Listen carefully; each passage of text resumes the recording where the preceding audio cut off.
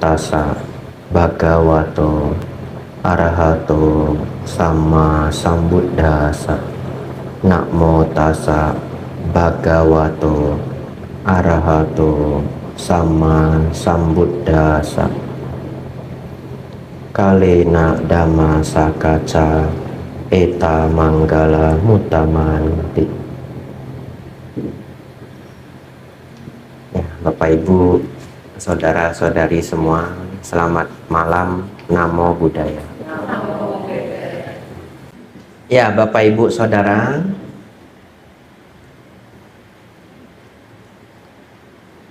malam hari ini ya, kita berkumpul untuk belajar bersama. Nah, topiknya harus saya ganti ya. Kertasnya disimpan saja. Tidak bisa memutar video juga saya pikir ya. Nanti tidak nampak yang di belakang ya. Karena kemarin di provinsi lain pernah seperti itu juga, pelajarannya tidak berhasil ya. Jadi hari ini kita tanya jawab dhamma saja. Bapak Ibu ingin tanya apa ya saya jawab ya. Kalau tidak ada pertanyaan ya sabe sata selesai, pulang. Saya bingung mau memulai dari mana, karena saya tidak pernah mengajar dhamma kelas di Semarang. Jadi apa yang Bapak Ibu suka ya, apa ketertarikan Bapak Ibu, saya juga tidak tahu. Banyak sekali orang-orang yang menganggap kita agama Buddha itu tidak beragama. Mungkin bisa jelaskan pengertian orang Buddha. Sang Buddha mengajar 2600 tahun yang lalu. Jadi saya akan memulai. Ini otak saya sedang berjuang keras ya, untuk berpikir apa yang terbaik yang bisa saya persembahkan ke Bapak Ibu ya. Biasanya kalau sudah 10 menit saya menjelaskan, lalu kita connect ya, nanti lancar semua. Kalau tidak connect, enggak tahu ya, error ya. Ya, jadi saya berjuang dulu ya. Bapak Ibu Saudara, baik, saya akan mulai dengan pertanyaan yang bisa sangat membantu Bapak Ibu ya, yaitu kenapa agama Buddha itu memiliki banyak aliran ya. Jadi Bapak Ibu Saudara, kalau kita kembali ke 2600 tahun yang lalu, Sang Buddha tidak pernah membuat aliran. Sang Buddha ya hanya mengajar dharma, mengajar hukum alam semesta. Kemudian setelah beliau mahaparinibbana, setelah beliau wafat, baru muncul yang namanya aliran. Jadi kalau misalkan Bapak Ibu bisa ketemu Sang Buddha, lalu Bapak Ibu tanya ya, Sang Buddha, apa bedanya Mahayana dengan Theravada? Apa bedanya Theravada dengan Tantrayana? Sang Buddha akan kembali nanya Bapak Ibu, apa itu Theravada? Apa itu Mahayana? Ya. Baik Bapak Ibu Saudara, hanya dalam waktu 100 tahun setelah Sang Buddha wafat, agama Buddha berkembang menjadi 18 aliran. Mengapa demikian?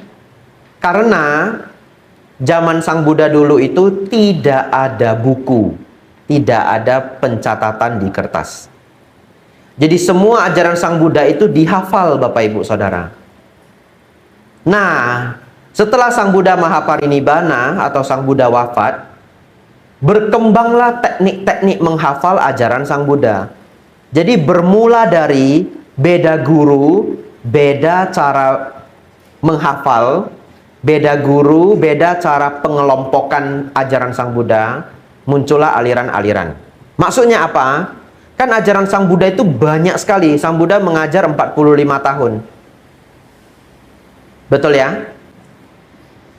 Bagaimana caranya menghafal sesuatu yang sebanyak ajaran 45 tahun? Tentu harus dikelompokkan. Mari kita lihat bagaimana Theravada mengelompokkan ajaran.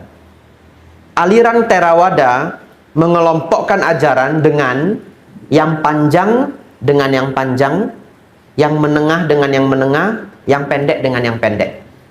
Itu ciri khas kita menghafal ajaran. Maksudnya apa, Bante? Baik, saya tanya ya. Kitab suci agama Buddha adalah Tripitaka, artinya 3 keranjang. Kenapa disebut 3 keranjang? Karena sutta itu ditulis di daun lontar. Daun lontar itu tebal sekali, sangat tebal. Kalau kita sekarang HVS tidak terlalu tebal. Bahkan ada kertas khusus yang sangat tipis ya, yang biasanya digunakan di kitab-kitab suci. Tetapi kitab suci agama Buddha ada yang bahasa Inggris. Jadi kalau Bapak Ibu lihat kitab suci agama Buddha yang bahasa Inggris, Majjhima Nikaya, Anguttara Nikaya, itu kertasnya tipis sekali. Di Indonesia belum ada yang jual. Belum ada yang jual. Nah, jadi Bapak Ibu Saudara, kita masih pakai kertas yang cukup tebal ini, Parita biru ya, ini kertas tebal. Bapak Ibu Saudara, karena ajaran Sang Buddha ditulis di daun lontar dan itu tebal sekali, kemudian disimpannya di keranjang, kita sebutnya 3 keranjang, Tripitaka. Penulisan pertama kitab suci itu adalah 500 tahun setelah Sang Buddha wafat. Itu artinya Sang Buddha juga belum pernah mendengar istilah Tripitaka pada zamannya. Jadi kalau Bapak Ibu punya mesin waktu, kembali ke 2600 tahun yang lalu, tanya Sang Buddha boleh minta Tripitaka? Sang Buddha juga bingung, ya. Nah, jadi Bapak Ibu Saudara, oleh karena itu, sekarang kita punya sistem 3 keranjang. 3 keranjang ini mengelompokkan 3 hal. Sutta, Winaya, Abhidhamma. Kalau Bapak Ibu bingung, tidak apa-apa. Sutta, khotbah. Winaya, aturan-aturan. Abhidhamma, ajaran filosofis, ya, yang dikatakan diajarkan kepada para dewa. Jadi ada 3 grup: khotbah, aturan, ajaran untuk para dewa. Oleh karena itu, sutta itu sangat populer. Kenapa? Karena aturan ini semua untuk biku. Dan ajaran para dewa ini biasanya di zaman Sang Buddha diajarkan untuk para dewa. Oleh karena itu, manusia fokus pada ajaran untuk para manusia, disebut sebagai sutta. Sutta artinya benang. Karena setelah dicatat di daun lontar, daun itu dijahit dengan benang. Bapak Ibu Saudara, setelah itu sutta dikelompokkan jadi 5 grup. Kalau saya jelaskan 5, saya khawatir Bapak Ibu besok lupa juga. Saya ambil yang Bapak Ibu ingat. Khuddaka Nikaya, kelompok pendek. Apa kelompok pendek? Bapak Ibu mungkin sudah pernah baca kitab Dhammapada, betul? Syairnya pendek-pendek semua, ya. Ada yang belum pernah baca Dhammapada? Kalau ada nanti cari di wihara ya, karena itu buku yang saya pikir umat Buddha harus pernah baca. Nggak baca semua pun, baca dah 20 biji ya, 20 bulir. Nah, Anda akan merasakan, oh seperti ini nasihat-nasihat pendek Sang Buddha. Lalu Bapak Ibu Saudara, itu yang pendek. Nanti ada yang lebih panjang, lebih panjang, lebih panjang, lebih panjang. Paling panjang namanya Digha Nikaya. Satu artikel bisa 30-an halaman. Bapak Ibu Saudara, setelah dikelompokkan seperti itu, dulu para biku diminta menghafal. Dibagi grup. Ya, grup yang hafal yang panjang-panjang, Digha Nikaya. Grup yang hafalnya menengah, nggak panjang-panjang banget, namanya Majjhima Nikaya. Lalu grup yang lebih pendek lagi, ada Samyutta dan Anguttara. Grup yang paling pendek, Khuddaka Nikaya. Jadi Bapak Ibu Saudara, kalau misalkan ini semua murid Sang Buddha, dibagilah. Siapa mau yang Digha, siapa mau belajar Majjhima. Saya cepat-cepat daftar Bapak Ibu, Dhammapada aja. Ya. Bapak Ibu Saudara, muncul 18 aliran agama Buddha karena teknik mengelompokkan ajaran Sang Buddha beda-beda. Kita Theravada tekniknya panjang dengan panjang, pendek dengan pendek. Tidak tahu 17 yang lainnya mengelompokkan seperti apa? Mungkin ada yang mengelompokkan, kalau pelajaran mengenai hukum karma semua. Pelajaran mengenai kanda semua. Pelajaran mengenai nibana semua. Jadi dikelompokkan seperti ensiklopedia. Mungkin ada yang seperti itu. Kita ada yang seperti itu, tapi hanya satu buku. Namanya Samyutta. Ya, Bapak Ibu Saudara, setelah itu agama Buddha bergerak, berkembang dan berkembang. Malam hari ini kita akan belajar 3 alasan terbesar muncul aliran-aliran baru. 3 alasan terbesar, ya. Alasan yang pertama, karena budaya dan agama setempat. Jadi kan para biku bergerak Bapak Ibu, berjalan dari satu desa ke desa yang lain, dari kota ke kota yang lain. Akhirnya agama Buddha menyebar Bapak Ibu. Dari India naik ke atas. Di atas ada apa? Di atas ada China, Korea, Jepang. Agama Buddha turun ke bawah. Di India ada pulau kecil di bawah India namanya Sri Lanka. Setelah beratus-ratus tahun, ajaran dari Sri Lanka dibawa dengan kapal laut menyeberang ke Thailand. Berkembang di daerah Myanmar, Thailand, Laos, Kamboja. Lalu turun ajarannya ke Indonesia. Masuk ke Indonesia itu lewat jalur laut. Lalu agama Buddha masuk ke Indonesia Bapak Ibu. Agama Buddha masuk ke Indonesia melalui jalur maritim. Aliran yang paling dekat ke Indonesia itu sebenarnya Theravada. Tapi agama Buddha masuk pertama kali ke Indonesia adalah Mahayana. Karena jalur maritim. Berkembanglah agama Buddha. Bapak Ibu Saudara, ketika agama Buddha tiba di satu tempat, setiap tempat itu sudah punya agama dan budayanya masing-masing. Oleh karena itu, agama Buddha yang tiba di tempat tersebut mulai berubah bentuk. Saya beri contoh. Agama Buddha tiba di Tiongkok. Di Tiongkok itu sudah ada 2 ajaran besar, Taoisme dan Konghucu. Lalu agama Buddha yang masuk ke Tiongkok sangat dipengaruhi oleh 2 ajaran ini. Salah satunya adalah Taoisme. Jadi para pertapa Taoisme itu semuanya vegetarian. Sehingga ketika agama Buddha masuk ke Tiongkok, kalau para biku tidak vegetarian, ajarannya tidak mau didengar. Ya, akhirnya para biku juga ikut vegetarian. Jadi Bapak Ibu Saudara, ketika agama Buddha masuk ke Tibet, di Tibet itu sudah ada juga 2 agama besar. Agama Tantra dan agama Bon. Lalu agama Buddha yang masuk di daerah Tibet juga berubah. Hari ini kita sebut Tantrayana, yaitu agama Buddha yang dipengaruhi oleh 2 ajaran besar sebelumnya. Seperti itulah agama Buddha pelan-pelan beradaptasi dengan daerah setempat. Ya, selain agama juga budaya. Kalau budaya lebih banyak lagi yang bisa dibahas. Nomor 2 Bapak Ibu, pengaruh para raja. Raja itu selalu punya kuasa yang sangat luar biasa. Apapun yang beliau ingin ganti, ajaran itu bisa terganti. Bahkan kitab, kalau beliaunya mikir, oh yang ini coret aja, ya kitab itu tercoret. Ya, pada zaman dulu siapa yang berani melawan raja? Kalau zaman sekarang kita sudah tidak banyak menemukan raja yang benar-benar super powerful.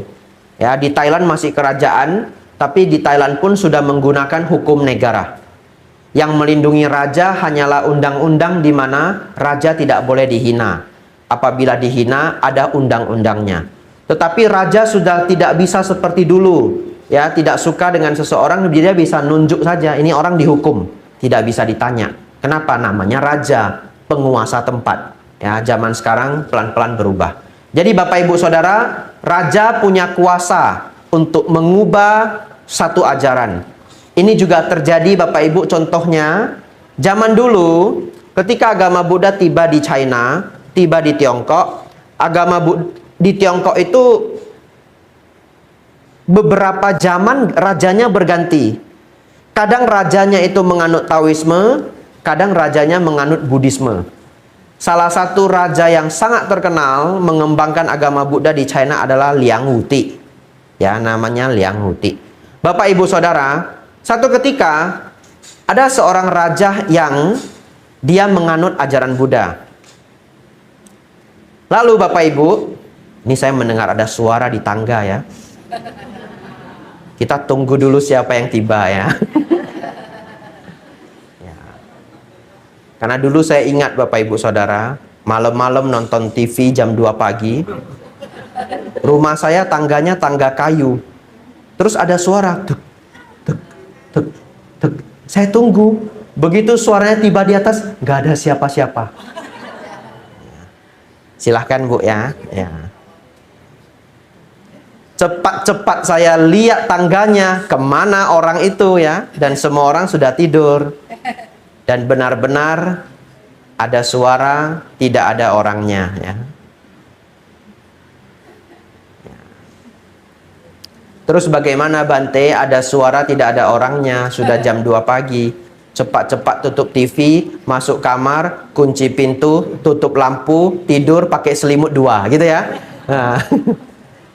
Jadi waktu saya kecil saya itu aneh. Kalau saya takut hantu, lampunya saya tutup semua.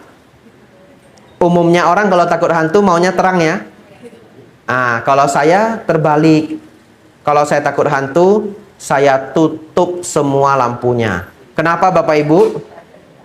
Karena saya berpikir hantunya pun tidak bisa lihat saya. Betul toh? Nah, jadi kalau Bapak Ibu takut hantu, Bapak Ibu nyalain semua, keliru. Hantunya lihat, ini yang mana yang mau saya cekek ini, ya toh? Nah, saya tutup semua lampunya. Dan waktu saya kecil, saya udah lupa itu kelas berapa, saya kreatif. Karena dulu itu filmnya ngeri-ngeri loh. Nggak tahu kalau sekarang. Dulu ada kisah misteri. Iya. Jadi nontonnya itu sambil ini, nutup mata gini. Ya, saya belum SMP itu, jangan-jangan saya masih SD kelas 3 atau kelas 4 ya. Bagi saya itu ngeri sekali. Terus dulu ada pemburu hantu ya. Tapi pemburu hantu ndak ngeri. Yang benar-benar ngeri itu Kismis ya. Atau film-film hantu Thailand. Bapak Ibu Saudara, dulu kalau saya sangat ketakutan, caranya begini. Saya cari guling 2. Terus saya tidur. Ranjang itu kan besar, tak susun itu guling. Terus ditutup pakai selimut. Semua ditutup pakai selimut. Saya juga tutup pakai selimut. Lampu tutup semua. Jadi kalau hantunya mau nyekek, salah orang nanti. Ada cekeknya guling. Nah, itu saya kreatif Bapak Ibu ya. Nah, dan kalau saya sudah ini guling, dan di rumah saya guling banyak sekali. Nah, guling, tutup semua pakai selimut. Nah, saya sudah seneng. Nah, dalam hati saya berpikir, kalau hantunya masih datang, dia bingung yang mana. Terus dia lihat rame, nggak jadi dah gitu ya. Ya, Bapak Ibu Saudara, kita lanjutkan ya. Satu ketika Bapak Ibu, rajanya Buddhis. Lalu dia melihat, kok para Bante sebagai gurunya setiap pagi meminta makanan di jalan. Betul ya? Namanya Pindapata. Raja ini berpikir, lah kalau begitu muka saya mau taruh di mana? Masa guru saya minta makan di jalan? Padahal sebenarnya itu adalah latihan untuk para biku, betul ya? Untuk tidak memilih makanan, dapat apa makan apa. Yang kedua, agar biku bisa mengembara ya. Lalu raja tidak suka. Rajanya bilang, mulai hari ini para biku tidak boleh minta makanan di jalan. Habis dah Pindapata, nggak ada lagi. Oleh karena itu kalau kita ke wihara-wihara dengan tradisi Tiongkok, Anda lihat. Mereka sembayangnya itu memukul sebuah benda, betul? Sadar nggak bentuk bendanya seperti mangkok? Betul ya? Cuma ukurannya ada yang kecil, ada yang gede banget gitu. Kenapa bentuknya seperti mangkok? Iya, itu adalah mangkok. Itu adalah patah pada awalnya. Pada awalnya ya. Itu adalah cara para guru mengingatkan murid-murid mereka, dulu kita juga Pindapata. Ya. Lalu Bapak Ibu Saudara, para biku pakaiannya nggak bagus. Raja juga nggak mau begitu. Lalu raja berpikir apa? Guru saya pakaiannya harus bagus. Sejak itu para guru-guru besar, biku-biku besar, bajunya itu dijahit dengan benang emas. Betul? Kalau saudara-saudari nonton film Shaolin, Nah, gurunya yang paling tua kan emas toh? Iya, pakai benang emas. Kalau saya juga pakai benang emas Bapak Ibu, besok viral. Ya, lusa dipecat ya. Bapak Ibu Saudara, raja bisa mengubah satu ajaran. Saya belajar di Thailand hampir 4 tahun, menemukan hal yang lucu. Di Thailand, kasta itu ada 4. Kasta yang tertinggi adalah Brahmana ya. Nomor 2 adalah Kshatriya. Berarti raja dengan pertapa siapa lebih tinggi? Pertapa. Karena Brahmana nomor 1, Kshatriya nomor 2, Waisya nomor 3, Sudra nomor 4. Kalau Anda jawab itu, Anda salah kalau di Thailand. Udah diganti sama rajanya. Kshatriya nomor 1, Brahmana nomor 2. Sekarang siapa bosnya?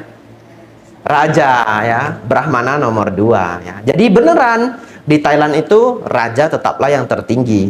Tetapi raja memberi penghormatan kepada para biku ya. Jadi kalau ada upacara besar, Waisak, Katina, raja juga namaskara. Tapi dia tidak namaskara di lantai, ada kursinya. Ya, sedikit lebih tinggi. Dan di Thailand suasana kerajaan itu masih sangat mirip dengan di TV-TV Bapak Ibu. Jadi waktu saya kecil nonton itu film-film kerajaan, raja sudah datang. Betul ya? Nah itu kan kita cuma lihat di film ya. Saya benar-benar merasakan itu ketika di Thailand. Setiap Waisak atau Katina, raja akan datang. Dan kalau raja mau datang, repot sekali. Repot sekali. Semua jalan diblokir. Tidak ada kendaraan. Tentara di mana-mana. Seminggu sebelum raja datang, tentara itu sudah mondar-mandir di wihara kami. Sudah ronda. Lalu sehari pagi sebelum raja tiba, raja biasa datangnya sore, pagi bahkan sehari sebelumnya, jadi kemarin sore, semua pintu dan jendela di depan wihara, bahkan dalam jarak mungkin setengah kilometer, harus tutup semua. Jadi jendela harus tutup semua. Kenapa? Takut ada sniper. Beneran, tutup semua. Seperti itulah persiapannya. Lalu rakyat berkumpul. Semuanya duduk di tikar, duduk di lantai. Raja itu ditandu dari istana datang ke tempat kita. Makanya tibanya sore. Berangkatnya pagi, tibanya sore. Bapak Ibu Saudara, ketika raja tiba, itu nanti ada alat musik ya. Lalu ada juga panggilan seperti raja sudah tiba, tapi panggilannya berbeda. Lalu seluruh orang Thailand akan mengatakan satu kalimat Song Pra Cheren, ya artinya semoga raja penuh berkah. Tetapi dengan nada yang sangat mengharukan. Jadi begitu itu sudah diucapkan oleh masyarakat, itu suaranya menggema semua. Lalu bulu kuduk kita nanti berdiri semua. Seperti itulah suasananya. Sulit saya gambarkan ya. Lalu Bapak Ibu Saudara, semua orang tidak berani. Nah ini ada suara anak-anak ya. Ya, kita tunggu dulu dedeknya naik ya. Nah, Bapak Ibu dengar juga ya. Nah, kalau Bapak Ibu semua bilang nggak ada Bante. Nah, nanti malam saya tidur pakai selimut. Nah lalu Bapak Ibu, semua orang Thai tidak berani melihat raja. Jadi ketika raja datang, semuanya nunduk. Gak ada yang berani melihat raja. Yang bisa melihat raja hanya 2. 1, biku. Biku duduk di kursi. Nah, jadi begitu raja datang, kami juga duduk rapi-rapi. Kenapa Bante? Banyak kamera. Nah, masuk TV Bapak Ibu ya. Cuman enggak masuk SCTV gitu. Nah, channel TV3 kalau di sana, TV3, TV7 ya. Jadi saya nggak bisa telepon ke orang rumah, mak saya masuk TV, nggak bisa, mak saya nggak nonton, betul ya? Semua duduk rapi begitu. Begitu raja tiba, kita bikulah yang bisa benar-benar melihat semua prosesi itu. Rakyat menundukkan kepala. Yang kedua siapa Bapak Ibu? Orang luar negeri. Orang luar negeri mah nggak ikut, betul ya? Jadi orang luar negeri mah lihat raja seperti ini aja. Tapi raja juga senang, dia tahu kalau itu pasti orang luar negeri. Ya, dulu saya pernah mendengar dari umat Buddha, entah berapa tahun yang lalu, mungkin kalau dari jarak hari ini udah 15 tahun yang lalu, 20 tahun yang lalu. Umat Buddha Indonesia pergi ke Thailand, acara apa saya tidak tahu, dia ketemu raja yang sebelumnya, raja yang ke-9. Dan dia tidak sadar, ketika raja lewat, cuma dia sendiri yang melihat, dia nggak tahu. Karena tiba-tiba rajanya berhenti, lalu tanya, where you come from? Kamu datang dari mana? Indonesia. Nah, rajanya juga hangat sekali menyambut orang dari Indonesia. Karena yang berani melihat cuma orang luar negeri. Ya. Lanjut Bapak Ibu Saudara. Kemudian setelah raja tidak mengizinkan para biku pindah patah, oleh karena itu para biku di Tiongkok mulai bercocok tanam sendiri, ya, dan berubahlah cara hidupnya. Itulah bagaimana raja mempengaruhi satu ajaran. Tidak mengherankan, ya. Yang ketiga Bapak Ibu Saudara, yang bisa memberi pengaruh pada satu ajaran adalah guru besar setiap zaman. Ya, inilah yang cukup banyak berkontribusi pada munculnya aliran-aliran baru. Karena setiap zaman ada guru-guru yang menambah kitab pada ajaran Buddha.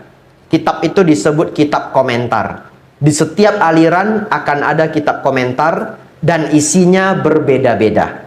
Ya. Jadi kalau kita kembali ke ajaran Sang Buddha tidak mungkin berbeda. Yang berbeda apa? Ajaran para guru. Nah, itulah akhirnya agama Buddha menjadi sangat banyak aliran. Aliran tidak hanya 3 Bapak Ibu. Yang besar itu 3. Theravada, Mahayana, Tantrayana.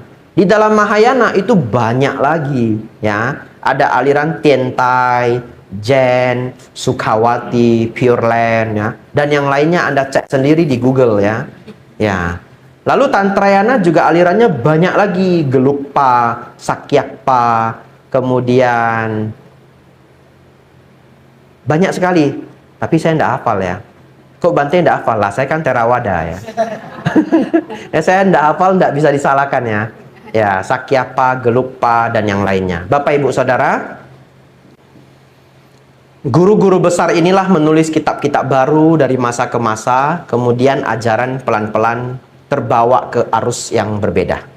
Maksudnya apa Bante? Kadang-kadang semua itu adalah ajaran Buddha. Karena setiap guru itu pasti punya ketertarikan yang berbeda. Contoh, kita cerita 10 biku STI, sama-sama biku STI, Sangga Theravada Indonesia. Guru-guru ini, Bante-Bante ini punya ketertarikan ajaran yang berbeda. Contoh, ada Bante yang senang sekali Paticca Samuppada, 12 rantai nidana. Senang sekali.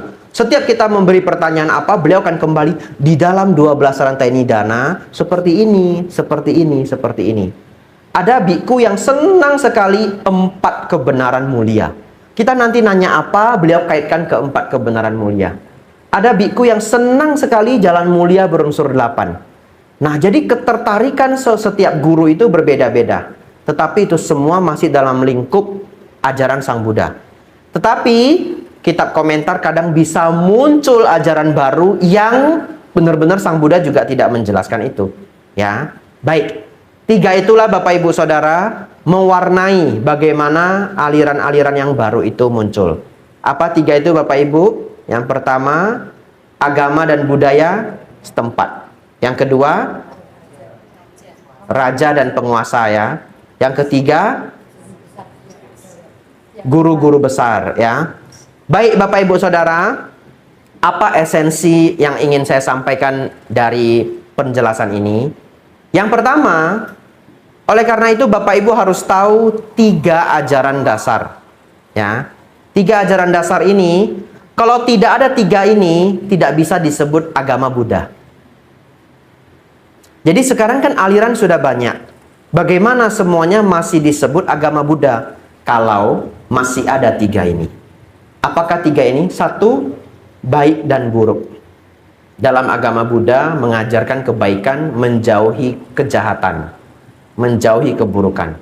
Nomor 2, harus memiliki ajaran hukum Kamawipaka. Ya. Yang pertama, maaf, Sang Tiratana, Buddha, Dhamma, dan Sangha. Yang kedua, baik dan buruk dan hukum karma. Ya, karena hukum karma itu bercerita baik berbuah kebahagiaan, buruk berbuah penderitaan.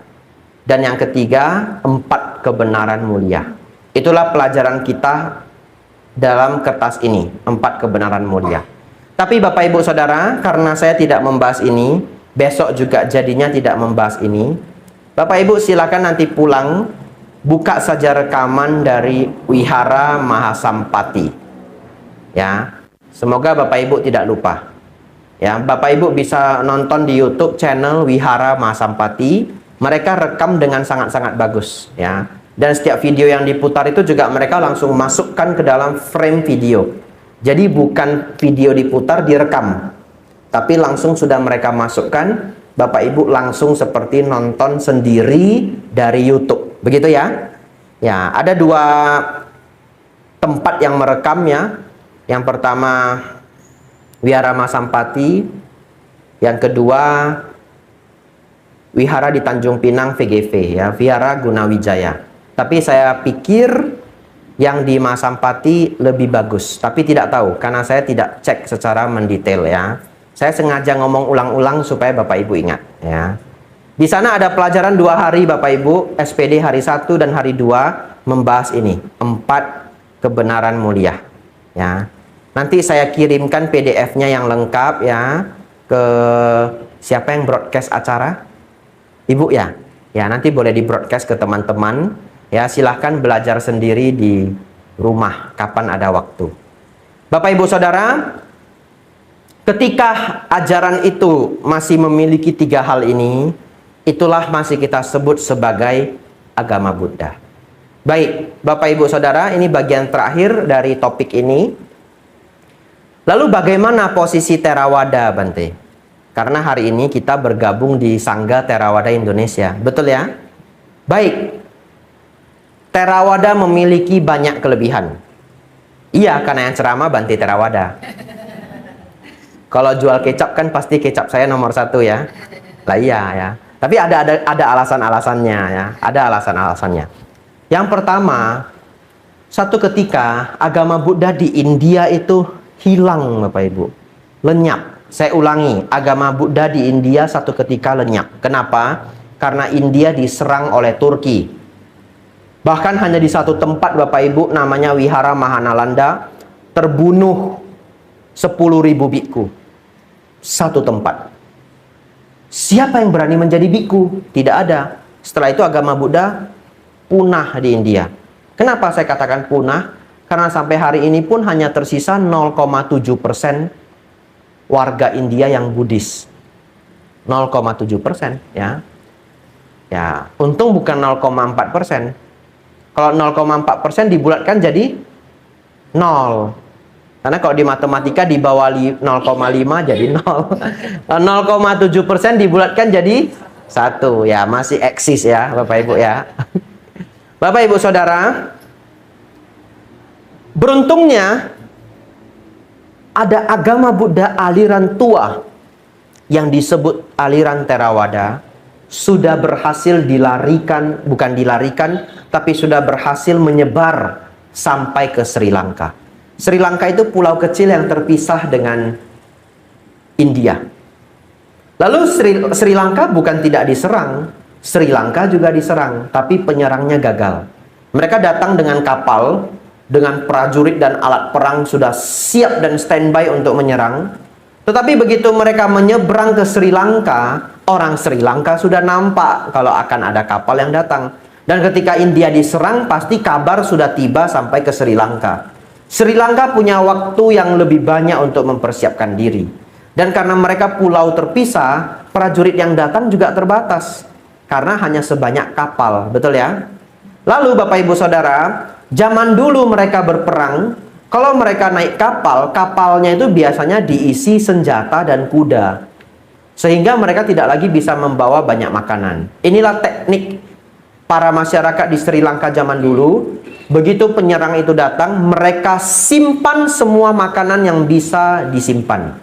Jadi semua buah kelapa di pokok itu diambil semua, tanam di tanah. Pokoknya mereka buat satu pulau itu tidak ada makanan. Yang ada makanan yang mereka saja yang tahu makanan disimpan di mana. Begitu penyerang datang, mereka harus cepat-cepat membuat camp, mencari makanan. Gak ada makanan, Bapak Ibu. Pulanglah mereka. Ya. Jadi Bapak Ibu Saudara, itu sangat mirip dengan biku. Kalau Bapak Ibu ingin saya pulang, gampang saja. Pagi dan siang tidak ada yang dana makan. Betul ya? Coba lihat. Bantenya bisa bertahan selama apa? Mari kita bertarung, ya, antara tekad dengan lemak, Bapak Ibu. Tapi Anda keliru, saya bawa lemak banyak sekali. Nah, 3 bulan pun selama ada air dan garam, mungkin saya masih hidup, Bapak Ibu ya. Ya, manusia itu bisa berpuasa untuk waktu yang sangat lama selama ada air dan garam. Tidak percaya? Cek di Google. Orang yang berhasil puasa paling lama di dunia 1 tahun lebih, Bapak Ibu. Anda nanti cek ya, longest fasting record in the world. Nggak tahu kalau tulis pakai bahasa Indonesia keluar nggak? Ya, orang yang puasa paling lama di dunia. Kalau tulis pakai bahasa Inggris keluar. Ya, world of record gitu ya, longest fasting in the world. Itu orangnya dari super gemuk jadi kurus. Jadi dia puasanya hampir 400 hari mungkin. Atau 380-an hari. Ya. Ada yang ketik-ketik di handphone? Belum ada ya? Nggak apa-apa, nanti di rumah aja ya. 380 hari tapi dia benar-benar dikawal sama dokter. Jadi dia tidak mengkonsumsi apapun kecuali multivitamin dan mineral. Ya. Jangan ditiru Bapak Ibu ya. Kalau Bapak Ibu tiru, jangan salahkan saya. Saya hanya menjelaskan rekor dunia. Ya. Tidak memotivasi Anda untuk puasa 380-an hari, tidak ya.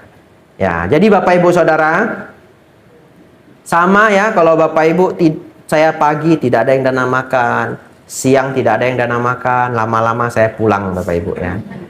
Ya. Atau kita berlomba ya. Ya. Bapak Ibu Saudara,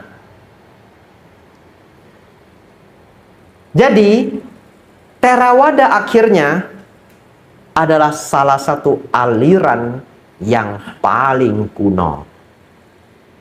Kalau kuno kenapa Bante? Apa bangganya kuno begitu ya? Kalau kuno artinya paling dekat dengan praktek Sang Buddha yang original.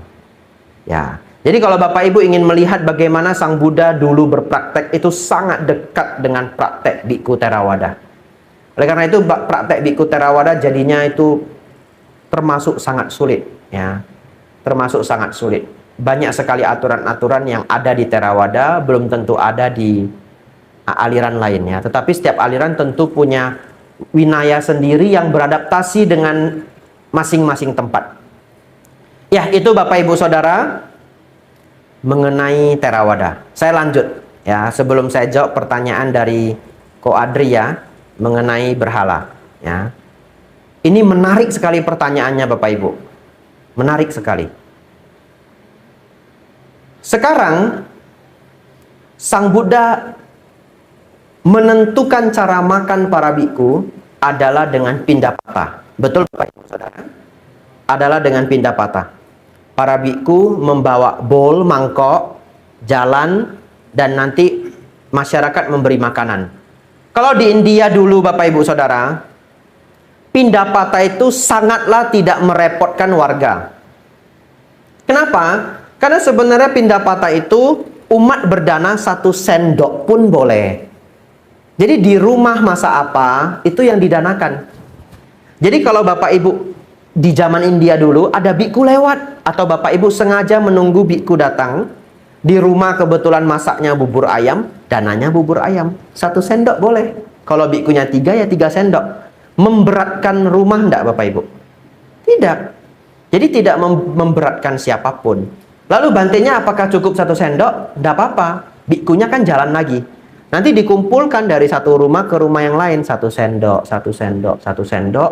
Setelah dirasa cukup, bikunya kembali makan di wihara atau makan di tempat di mana yang sesuai. Sekarang Bapak Ibu Saudara, dunia sudah berubah. Sekarang bikunya 1, umatnya puluhan. Kalau dana makan. Lalu umat Buddha sangat semangat, apalagi di Indonesia. Saya pernah, Bapak Ibu Saudara, menerima dana makan di kota Batam. Kenapa saya sebut kotanya? Ya karena sebenarnya yang mau dibilang ini ya prestasi juga ya. Bukan hal yang memalukan, ini ya prestasi juga. Saking semangat Bapak Ibu Saudara, umatnya berdana, bikunya cuma saya satu. Ada umat dana bakut teh. Tahu bakut teh ya?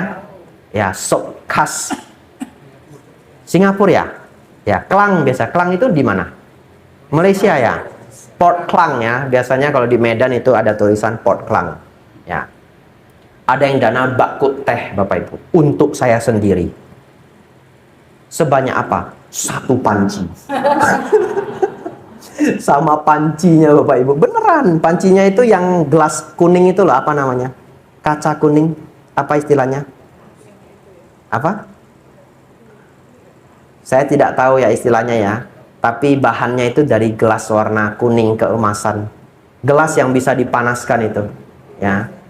Apa istilahnya? Bukan. Kalau clay itu kan tidak transparan. Dia transparan. Gelas dia. Ya. Mungkin ya. Ya. Jadi bahan itu Bapak Ibu sama pancinya danakan. Terus ada yang dana lagi, sup bakso ikan. Memang bukan panci, tapi mangkoknya besar sekali. Jadi di sana Bapak Ibu makanannya itu banyak sekali. Lalu Bapak Ibu Saudara, itulah bagaimana zaman berubah ya. Tapi tidak apa-apa, selesai bikunya makan ya umat bisa makan. Ya. Bapak Ibu Saudara, lalu pertanyaannya adalah, siap-siap ya. Setelah itu Anda mikir. Tidak usah jawab, mikir aja. Nanti yang jawab saya. Pertanyaannya adalah, kan katanya agama Buddha itu menyebar terbantu oleh Pindapata. Karena para biku jadinya bisa mengembara. Cuma bawa mangkok, bisa jalan kaki sampai jauh. Pertanyaannya adalah, bagaimana kalau tempat itu tidak ada umat Buddha? Betul ya? Siapa yang memberi makan? Pindapata apakah berhasil? Bagaimana caranya para biku makan di tempat yang baru? Bahkan di sana tidak ada umat Buddha. Berarti tidak hanya tidak ada umat Buddha, bahkan mereka adalah umat agama lain. Betul ya? Bagaimana caranya? Silakan mikir. Mungkin sebagian dari Bapak Ibu sudah mikir ya. Sebagian tidak mikir juga. Ya. Bapak Ibu Saudara, bagaimana caranya para biku bisa makan di tempat yang baru? Bapak Ibu Saudara, dulu ada seorang biku, ini kisah nyata, beliau sudah meninggal 2 tahun yang lalu. Beliau namanya adalah Bante Damaudo Mahatera, orang Malaysia. Jadi beliau Bapak Ibu Saudara menjadi biku di wihara yang namanya Wat Pa Nanachat, punyanya Acan Chah. Pa artinya hutan, Nanachat artinya internasional. Jadi Wat artinya wihara, Wat Pa Nanachat. Nadanya nggak boleh salah. Nadanya salah artinya beda ya. Wat Pa, pa-nya turun ya. Wat Pa, nananya datar, chat naik ya. Wat Pa Nanachat. Yang saya bingung untuk apa saya ajari ini ya. Besok juga lupa ya. Bapak Ibu Saudara, beliau tinggal di sana 9 tahun, belajar Dharma sangat serius. Setelah itu beliau berpikir bahwa beliau harus pulang ke Malaysia. Karena agama Buddha Theravada atau agama Buddha yang paling dekat dengan ajaran Sang Buddha yang sesungguhnya itu belum ada di Malaysia saat itu. Akhirnya beliau memutuskan untuk pulang. Lalu beliau tiba di daerah namanya Perak. Kalau tidak salah 2 jam dari Penang. Ya. Kalau salah juga tidak apa-apa. Karena saya bukan orang sana. Ya.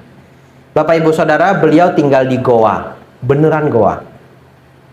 Lalu Bapak Ibu Saudara, tidak ada yang mengenal Biku Theravada sama sekali. Besok paginya beliau pergi ke Pindapata dengan sangat semangat memulai hari. Betul ya? Ini start ini, sulit ini Bapak Ibu, belum ada yang kenal. Ya. Jangankan pindah patah ya, ceramah saja kalau belum kenal audiens itu sulit. Ini pindah patah lebih sulit lagi. Lalu beliau Bapak Ibu bawa bowl pergi ke pasar. Tapi cerdas juga beliau ya, pergi ke pasar ya. Berangkatlah beliau pindah patah di pasar. Bapak Ibu Saudara, dari awal jalan sampai ke ujung tidak berhasil. Terus bagaimana? Balik lagi, pantang menyerah. Betul ya? Dari ujung jalan ke awal tidak berhasil lagi. Ya. Bahkan beliau mendengar ada yang ngomong terlalu keras. Itu orang suku dari mana? Di Malaysia orang suku itu artinya orang yang tinggal di hutan, orang pedalaman. Ya, itu orang suku dari mana? Ada orang suku. Ya betul juga, pakaiannya aneh begini. Bagaimana tidak dianggap orang suku? Beliau jalan beberapa kali, tidak berhasil. Ya. Terus bagaimana Bapak Ibu? Beliau ingat nasihat Sang Buddha. Kalau biku Pindapata tidak berhasil, boleh diam di depan rumah warga untuk waktu yang lama. Sebenarnya ada hitungannya. Berapa hitungan? Tapi saya pikir beliau sudah coba ikut aturan berapa hitungan, tidak berhasil juga. Akhirnya caranya adalah beliau berdiri di depan orang yang jual makanan. Benar-benar tidak mau pergi. Diam aja. Dan Bapak Ibu tahu, Pindapata yang benar itu tidak boleh ngomong sepatah kata pun. Itu yang benar. Tapi di Indonesia tidak bisa, praktek yang benar itu tidak bisa. Kenapa? Karena umat Buddha itu begitu ceria. Kalau ketemu bantenya apa? Namo Buddhaya Bante. Betul ya? Bante selamat pagi. Bayangkan ya, saya kan tidak pernah Pindapata di Semarang sampai hari ini. Kecuali indoor aja ya. Nah, kalau yang outdoor kan belum pernah. Katakanlah satu ketika dibuat Pindapata di kota Semarang. Kalau di Solo kemarin dibuat programnya Pak Wali Kota. Ya, dibuatlah Pindapata di Semarang. Bapak Ibu begitu semangat. Saya berdiri begini, belum jalan ya. Bante, Namo Buddhaya Bante. Biku strik Bapak Ibu. Bante selamat pagi. Begitu ya. Saya tidak nyahut ya. Begitu saya jalannya, saya sudah lihat Bapak Ibu bawa lemper ya. Bapak Ibu masih berjuang. Bante Sotihotu selamat pagi. Saya tidak jawab lagi Bapak Ibu. Lempernya tidak jadi. Gitu. Tidak jadi, pulang warganya ya. Di Indonesia tidak bisa. Nanti umat pasti berpikir bantenya sombongnya minta ampun. Betul? Padahal itu yang benar gitu. Nah, jadi akhirnya yang nggak bisa benar harus pener gitu ya. Pener bijaksana ya. Katanya pener itu bijaksana, betul nggak? Ya. Ora iso basa Jawa ora iso. Sitik-sitik wae. Ya. Kalau tinggal di Mendut begitu lama, saya cuma tahu sak karepe dewe gitu ya. Jadi kalau sak karepe dewe bantenya sudah marah ya gitu ya. Bapak Ibu Saudara, lalu beliau diam di depan orang yang jual makan. Tidak ngomong satu patah kata pun. Lalu yang jual makanan itu bingung dan sibuk. Karyawannya datang Bapak Ibu. Bawa apa Bapak Ibu? Uang. Pasti, karena beliaunya bawa mangkok. Ya, bawa uang. Bowl itu kan ada tutupnya ya. Nah, karyawan yang jualan itu datang bawa uang. Setelah mendekat, beliaunya diam aja. Ini Pak, silakan, silakan. Diam aja. Ini Pak. Diam aja. Terus karyawannya balik. Gila, nggak mau uang. Betul juga ya. Siapa yang tidak mau uang Bapak Ibu? Mungkin orang gila ya. Tapi Anda keliru. Orang gila pun mau uang Bapak Ibu. Ini lebih gila dari orang gila ya. Kenapa? Saya kuliah psikologi Bapak Ibu. Dulu prakteknya di RSJ. Jadi Bapak Ibu Saudara, kalau kita interview orang sakit jiwa itu, interview itu bayar loh per hari. Dulu saya ya, kalau RSJ lain saya enggak tahu. Ada iurannya. Begitu di interview, Ibu tinggalnya di mana? Ibu dari mana? Jawabnya cuma sepotong, sepotong, sepotong. Iya. Ibu dulu ceritanya gimana bisa masuk ke sini? Sudah lama. Ibu masih ingat nggak dulu siapa yang ngantar ke sini? Anak. Ini betul. Jawabnya begitu. Bu, ibu di sini sudah berapa lama? Lama sudah. Harus gimana Bapak Ibu? Bu, nanti tak ambilin nasi padang, Bu. Oh iya bisa. Saya itu dari Siantar. Beneran. Bu, nanti tak bawa nasi padang, langsung menjawab. Dan harus beneran bawa loh, kalau nggak dicakar loh nanti. Iya, bawa nasi padang. Setelah itu jadi ramah sekali. Tapi mulailah sejak besok. Setiap ketemu apa? Dokter, minta 1.000. Nah, saya sampai sudah hafal. Dokter, minta 1.000. Nggak boleh kasih. Kasih nanti ditempelin. Ya. Dan di RSJ itu ngeri. Ada satu yang sangat menakutkan. Tapi dia selalu dirantai. Kalau dia lepas, dia akan langsung memeluk laki-laki yang paling tampan yang dia lihat. Dan tidak akan bisa lepas lagi. Sampai karyawan datang. Jadi saya nggak tahu kalau dipeluk dia itu harus bangga atau harus menderita ya. Ada kebanggaan juga kalau dipeluk dia ya, tapi nggak bisa lepas lagi. Semuanya takut sama dia. Lalu saya ingat ada ibu-ibu ngeri banget. Ibunya tidak tinggi, kulitnya hitam sekali. Namanya Ibu Sabar. Namanya aja Sabar Bapak Ibu. Wajahnya ngeri sekali dan kakinya itu menyeret rantai. Jadi dia jalan cring, cring, bunyi cring, cring. Saking menakutkannya dia, orang gila di sana aja takut sama dia. Ya, karena dia yang sudah intermediate sembuh. Dalam artian dia udah boleh berkeliaran. Karena kalau yang parah tidak boleh berkeliaran. Jadi itu ada levelnya. Yang level parah itu 1 kamar 1 orang.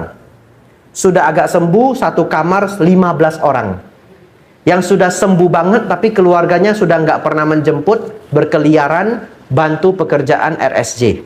Ada yang dia sudah sembuh pun keluarga sudah nggak pernah datang. Kasihan memang, tapi demikianlah hidup ya. Jadi ibu itu namanya Ibu Sabar. Biasanya dia membantu suster nangkepin orang gila yang bandel untuk diikat di ranjang. Jadi kalau dia lewat kan rantainya bunyi shring, shring. Orang gila semuanya diem gitu. Saya nggak gila ikut diem juga. Nggak berani.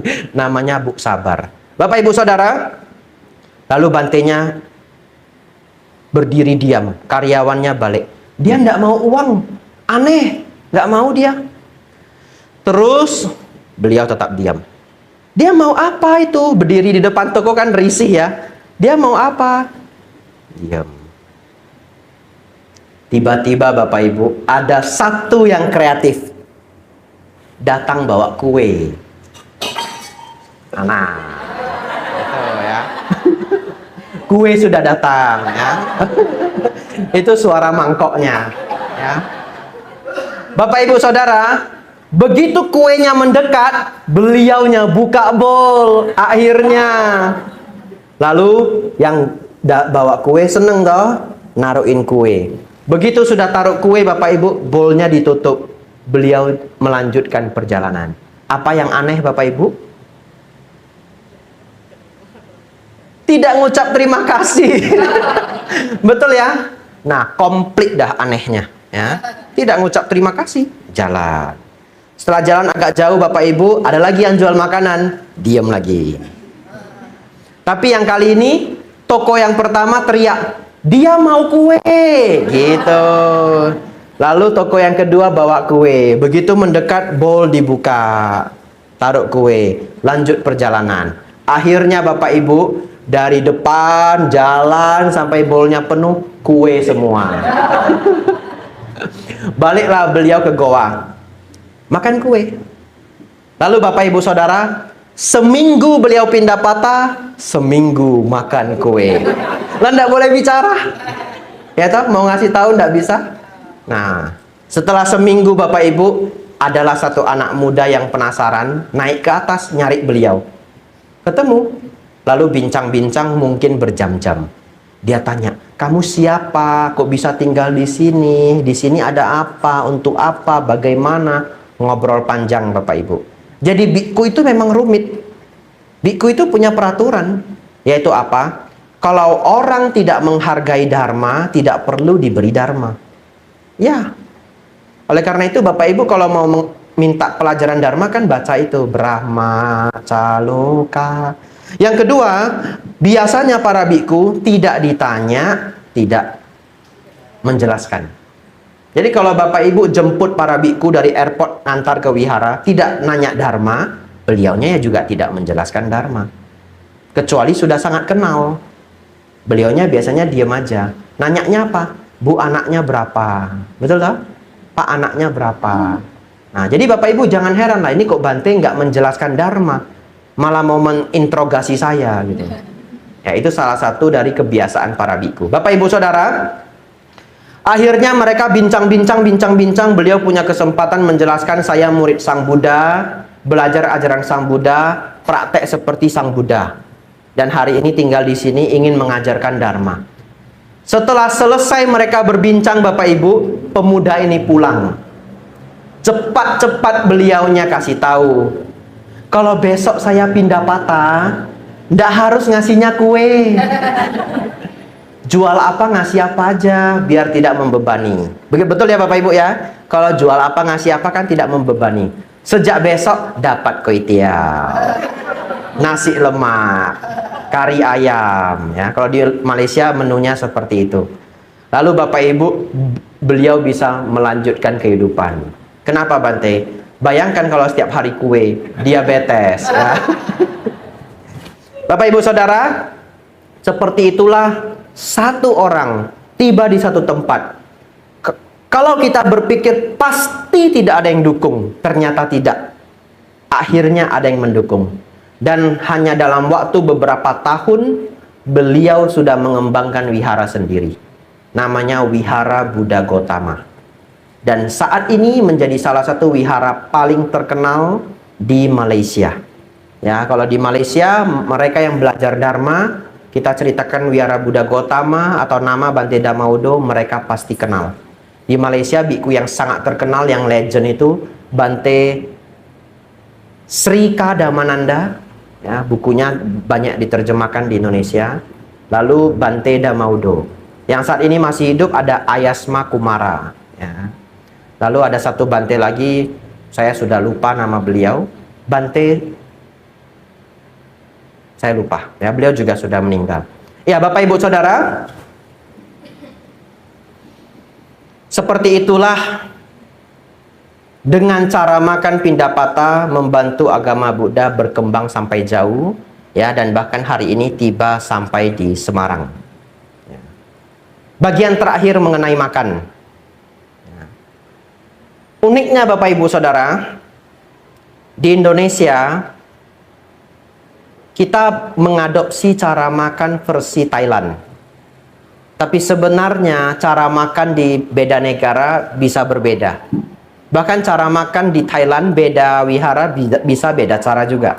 Ya. Yang sangat unik adalah cara di Sri Lanka. Di Sri Lanka Bapak Ibu, cara makannya itu bukan seperti di Indonesia. Caranya adalah bikunya duduk, umatnya berdiri. Jadi di Sri Lanka itu mereka biasanya menjamu biku itu dengan berdiri. Aneh memang, kita tidak terbiasa. Di Wihara Mendut ada satu grup kecil orang Sri Lanka. Biasanya sebulan sekali mereka berdana, datang bisa sampai 15 orang. Dulu saya tidak paham, ya, untung Bante Panyawaro memberitahu, oh ini kebiasaan orang Sri Lanka. Apa kebiasaannya Bapak Ibu? Mereka kan tidak mau duduk. Jadinya kalau biku makan mereka berdiri. Jadi mereka berdiri mengelilingi meja itu. Jadi bayangkan Bapak Ibu mau makan tapi diliatin sama orang ini. Betul ya? Nah, Bapak Ibu bisa makan enggak? Nah, jadi biku itu sudah terlatih Bapak Ibu. Mental kami sudah kuat. Silahkan Bapak Ibu lihat.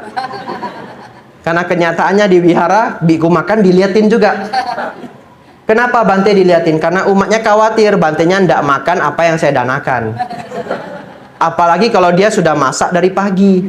Ada loh umat berdana, begitu dia dana, dia cerita. Bante ini saya masak sendiri Bante, dari pagi Bante. Begitu ya? Iya. Iya Bu, Anumodana. Masak sendiri loh Bante. Iya, tahu enggak artinya? Dimakan ya Bante, gitu toh? Nah, terus Bantenya makan. Ternyata ibunya jagain Bapak Ibu. Dia memantau dari jauh. Saya masak 2 jam ini. Sayurnya lagi mahal lagi. Cobalah kalau Bante enggak makan. Gitu ya. Bantenya dijaga Bapak Ibu. Lalu kadang-kadang itu makanan kan banyak. Bikunya belum makan apa yang ibu itu danakan. 20 menit kemudian ibunya datang Bapak Ibu. Ini kisah nyata, pengalaman hidup saya. Bante masak sendiri Bante. Oh ya Bu, Anumodana. Ibunya pergi, memantau lagi Bapak Ibu dari jauh. Lalu biasanya biku kalau berempat, berlima, dan kami para biku itu jarang ketemu loh. Jadi Bapak Ibu jangan berpikir biku STI ada 100 selalu ketemu. Enggak. Ya, kalau Bantenya tinggal di Samarinda, ya saya ketemu beliau setahun palingan 3 kali. Mungkin di Samarinda sekali, rapat persamuan agung sekali, ketemu di provinsi mana 1 kali. Kadang setahun bisa Bante yang saya cuma ketemu sekali. Jadi di meja makan itu pasti saling bertukar pikiran, betul ya? Apa yang terjadi selama setahun ini? Berita baik, berita kurang baik ya. Jadi para Bante, karena para Bante itu kan semua pimpinan di wihara, kepala wihara punya informasi-informasi, saling bertukar pikiran. Nanti Bantenya cerita-cerita, diskusi-diskusi sampai kelupaan itu daun ubi Bapak Ibu belum dimakan. Ibunya datang lagi. Kali ini bukan cerita masak sendiri lagi. Datangnya bagaimana? Bante, dimakan Bante, dimakan Bante. Iya, maksa. Saya pernah kena Bapak Ibu ya. Bante dimakan Bante. Oh iya Bu, dimakan. Langsung saya makan Bapak Ibu ya. Saya sudah dipantau, sudah diulangi 3 kali. Nggak berani saya nggak makan. Makan Bu, saya makan Bu. Oh ini ngambil banyak ini Bu, ngambil banyak. Makasih Bante. Nah, ibunya pergi. Lebih lucu lagi. Ini juga kisah nyata. Tidak saya cipta-cipta Bapak Ibu ya. Ini diceritakan sama Bante Damaudo yang sudah meninggal tadi. Beliau pernah mengalami ada umat, tidak tahu kenapa beliau makan Bapak Ibu. Umatnya laki-laki, bapak-bapak, sangat aneh. Bapak itu duduk di depan beliaunya, ya ada jarak ya, mungkin 8 meter, 9 meter, liatin beliau terus. Liatin terus. Beliaunya makan sambil memperhatikan, lah ini orang kok liatin saya terus. Betul ya? Beliau makan. Di tengah beliau makan, pas beliau ngambil satu jenis makanan, tiba-tiba bapaknya nyeletuk kencang sekali Bapak Ibu. Aduh, dimakan. Iya. Ternyata dia jagain mie pangsit Bapak Ibu. Iya. Begitu Bantenya makan, aduh dimakan. Beliau nggak jadi makan mie pangsitnya Bapak Ibu. Dan saya pun pernah kena kisah ini di Sulawesi Bapak Ibu, Pare-Pare. Beneran. Saya dijaga sama 3 orang. Tapi Bapak Ibu harus dengar sampai habis. Kalau enggak nanti ceritanya keliru. 3 orang Bapak Ibu. Saya makan, mereka jagain. Tiba-tiba Bapak Ibu, saya makan apa? Es krim Walls. Begitu saya makan, 3 orang itu bilang apa? Satu diantaranya, dimakan sama Bante. Anak-anak Bapak Ibu. Anak itu jagain di pintu itu. Saya enggak tahu, dari tadi mereka jagain apa, saya enggak ngerti. Saya kasih Yakult lagi, mereka kan lama di sana. Tak kasih Yakult, mereka minum Yakult sambil liatin saya. Saya pikir ya, wah anak sekarang sadanya tinggi sekali. Ini masih kecil, masih SD kelas 2, kelas 3, kelas 1 ya. Masih kecil sekali. Begitu saya makan itu es krim Walls itu, dimakan sama Bante. Cepat-cepat saya letakin lagi. Tidak berani makan. Kadang-kadang anak-anak itu jaganya 2. Kalau tidak es krim, semangka. Kalau roti banyak, biasanya mereka nggak jagain. Kalau roti kue karena banyak. Yang jarang itu es krim sama semangka. Nggak tahu, anak-anaknya seneng loh semangka. Ada anak-anak jagain semangka, ada. Tapi kalau saya tahu dia jagain mana, ya saya ngambil sedikit aja, saya sisain untuk mereka ya. Ya, Bapak Ibu Saudara. Lalu Bapak Ibu Saudara, satu ketika seorang biku dari Indonesia pergi ke Sri Lanka. Di Sri Lanka dijamu dengan sangat baik. Bantenya duduk di meja. Umat setiap orang masing-masing megang sayur, megang lauk. Satu orang satu mangkok, satu piring. Itu tradisi di sana. Bantenya duduk di meja makan, piringnya kosong Bapak Ibu. Orang yang pertama memberikan nasi. Jadi mirip pindah patah, tapi langsung naruhnya di piring. Orang pertama memberi nasi Bapak Ibu. Ini biku Indonesia Bapak Ibu. Beliau menerima nasi. 1 sendok, 2 sendok, 3 sendok, 4, 5, 6, 7, beneran 8. Lalu saya pikir ya, dalam pikirannya orang Sri Lanka, ini biku dari Indonesia makannya banyak sekali. Tapi di pikiran bikunya apa? Ini orang Sri Lanka kasih saya nasi banyak sekali. Tahu enggak kenapa? Ternyata tradisi di sana itu unik sekali. Umat memberikan nasi, bikunya ngasih kode stop. Kalau udah cukup. Stopnya itu tangan taruh di atas piring. Nanti dia berhenti. Ya, lalu dia jalan ke bante yang lain. Lalu kalau bantenya enggak tahu, enggak stop. Untung bukan saya yang di sana. Kalau saya yang di sana 10 sendok, 11 sendok, 12 sendok. Dalam pikirannya pasti sudah mikir, pantas bante ini gemuk. Lu makannya banyak sekali, ya. Bapak Ibu Saudara, seperti itulah cara makan di Sri Lanka. Hari ini saya sengaja cerita seperti ini. Untuk apa? Membuka pikiran Bapak Ibu.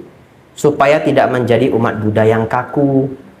Ya, tidak berpikir bahwa yang benar itu seperti yang saya praktekkan loh. Tidak ya. Kalau aliran agama Buddha, selama yang dipuja adalah Buddha Dhammasangga, ada hukum kama, mengetahui baik dan buruk, dan memiliki 4 kebenaran mulia, maka kita tahu itu adalah agama Buddha yang sebenarnya, yang telah berkembang ya, mendapatkan pengaruh-pengaruh dari yang 3 tadi. Kita tetap dengan penuh kebijaksanaan tahu bahwa mereka mempelajari Dharma sama seperti kita ya. Lalu yang kedua Bapak Ibu, nanti Bapak Ibu ke tempat lain, cara bikunya menerima makan berbeda, sudah tidak terkejut badan. Karena intinya adalah biku itu tidak mencuri. Itu intinya. Kenapa diserahkan satu-satu? Supaya sah tidak mencuri. Ya, oleh karena itu nanti beda wihara bisa beda cara. Tadi kita mulainya jam berapa? 7.15 ya? Wah, ternyata sudah 1 jam 15 menit. Saya belum menjawab pertanyaan Ko Adri ya. Baik. Terakhir, setelah itu kalau masih ada pertanyaan boleh ya. Banti dari tadi terakhir nggak habis-habis ya. Terakhir per topik. Ya, ada apa Pak? Kalau Bante di era Patua, itu bagaimana tadi? Boleh. Disertai 3 syarat. Ya, ya. Jadi umat Buddha bukan hanya biku, umat Buddha juga hanya boleh makan daging yang disertai 3 syarat. 1, tidak melihat makhluk itu dibunuh untuk kita. 2, tidak mendengar makhluk itu dibunuh untuk kita. Yang ketiga, tidak curiga makhluk itu dibunuh untuk kita. Dalam bahasa Mandarin ini disebut sanchiro, daging 3 syarat. Kalau memenuhi 3 syarat itu, maka kita sebenarnya hanya makan mayat, benda mati. Makhluk itu mati bukan karena kita. Jadi bahkan di zaman Sang Buddha, ini agak ekstrim ceritanya, tapi di dalamnya mengandung kebijaksanaan ya. Jadi akan saya ceritakan. Karena Sang Buddha mengajar Dharma itu tidak mengandung rahasia. Sang Buddha mengatakan Dharma itu seperti cahaya rembulan, tidak ada yang disimpan-simpan. Bapak Ibu Saudara, bahkan di zaman Sang Buddha, para biku itu diizinkan apabila ada hewan yang sisa dimakan harimau. Contoh ya, harimau makan seekor rusa, dia makan, terus dia udah kenyang, dia pergi. Masih tersisa satu bagian tubuh rusa itu. Daging rusa itu boleh diambil, dibawa, diberikan ke orang wihara untuk dimasak. Kenapa? Karena daging itu tidak ada lagi hubungannya dengan karma buruk pembunuhan. Ketika kita datang, makhluk itu benar-benar sudah mati. Benar-benar bukan karena kita dia mati. Jadi tidak ada hubungannya dengan kita. Kita hanya makan mayat. Memang jelek bahasanya ya, tapi ini untuk memberi ya daging mati ya. Iya. Jadi supaya bagus bahasanya, karena ini direkam, ini ada jejak digital. Ya. Yang kita makan benar-benar adalah benda mati, ya, tidak hidup lagi. Terus Bapak Ibu Saudara, ini panjang sekali. Kalau saya jelaskan dengan sangat lengkap akan makan waktu setengah jam. Jadi saya bahas yang penting saja. Sebenarnya bahkan sangat sulit untuk menghindari pembunuhan ketika kita hidup sebagai manusia. Kalau begitu, karena nanti ada yang berpikir begini, lah kalau begitu Bante, itu kan tetap pembunuhan secara tidak langsung. Ya memang kita hanya makan daging yang sudah mati, tapi kalau kita nggak beli kan yang jual nggak motong lagi gitu. Betul ya? Ya, saya jelaskan, saya ulangi bahwa kalau saya menjelaskan ini perlu setengah jam sampai 40 menit, tapi saya akan menjelaskan secara singkat ya. Jadi sebenarnya sangat sulit kita lahir sebagai manusia, tidak ada pembunuhan secara tidak langsung sama sekali. Sangat sulit. Kenapa? Bapak Ibu makan nasi, Bapak Ibu? Pertanyaan saya, seberapa banyak kontribusi pembunuhan di dalam sepiring nasi? Lebih banyak dari seekor ayam, betul? Ya. Itu ketika sawah itu dibajak, itu cacing tanah mati semua. Itu sekarang sudah menjadi studi baru di Jerman. Mereka ingin